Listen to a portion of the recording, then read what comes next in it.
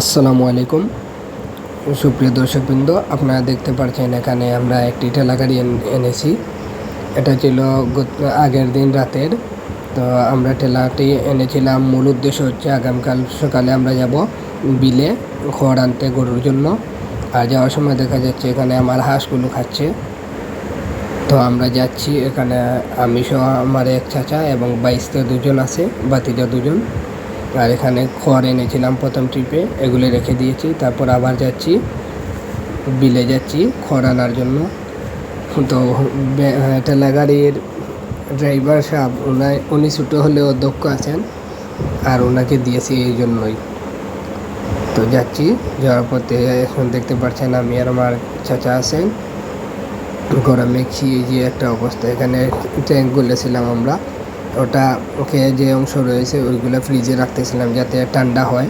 দোকানে ফ্রিজে রেখে দিয়ে গেছিলাম। তারপর আমরা রেখে দিয়ে আসছি আবার।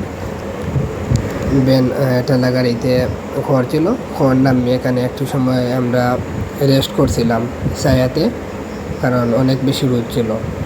জানেনই তো, বৈশাখ মাসে অনেক রোদ। আর ঠেলা গাড়িতে এই যে বাঁশগুলা, খুঁটিগুলা, ওগুলা রশি যেটা বলে, রশি দিয়ে আমরা বেঁধেছিলাম, ওটা লুজ হয়ে গেছিলো, তাই আবার টাইট করতেছি। আর এখানে দেখতেছিলাম চাচাতো ভাই একটা আসছিলো ওর এসএসসি পরীক্ষা দিয়ে। তারপর ওর প্রশ্নগুলো আমি দেখতেছিলাম যে কীরকম আনসার করেছে, কত প্রশ্ন কয়টি দিয়েছে না দিয়েছে এইগুলো, বা আগের মতো কি এগুলো রয়েছে নাকি। এই জন্য এখন দেখতে পাচ্ছেন আপনারা, মূলত আমরা এই ট্যাঙ্কগুলো গুলেছিলাম। এখানে টেস্টিস লাইনও দিয়েছিলাম, পরে অ্যাড করেছি, ওইটা ভিডিওতে আছে। টেস্টিস লাইন আর টেস্টমি ট্যাঙ্ক একসাথে মিশিয়ে খেতে ভালোই লাগে আলহামদুলিল্লাহ। আর পানি এখন ঠান্ডা ছিল, ফ্রিজার নিয়েছিলাম, মাত্র ঘর থেকে নিয়েছিলাম, তাই ঠান্ডা। আর পরে তো দোকানে রেখে দিয়েছিলাম, আপনারা দেখতেই পাচ্ছেন। তো গরমে যে অবস্থা, এটা আসলে বলে বোঝানো যায় না। যারা বাইরে কাজ করেন ওনারাই বুঝতে পারেন এই গরমের তীব্রতা কতটুকু। এখানে চাচা বসছিলেন, তো চাচার সাথে মজা করছিলাম আমরা। আর এখানে আরেকটা বাতিজা বাড়ির, ও আসছিল খাওয়ার জন্য, ওরেও একটু দিয়ে দিলাম আমরা।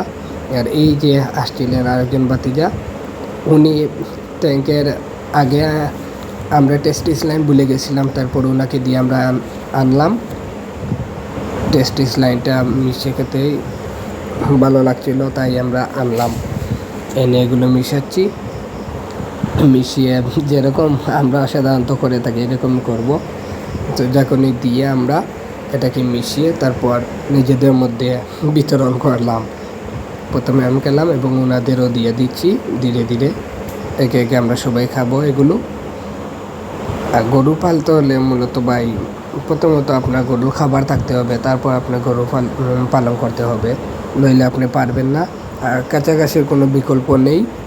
কিন্তু এখন যেহেতু বৈশাখ মাস, ওই সময় ধানগুলো অনেক থাকে,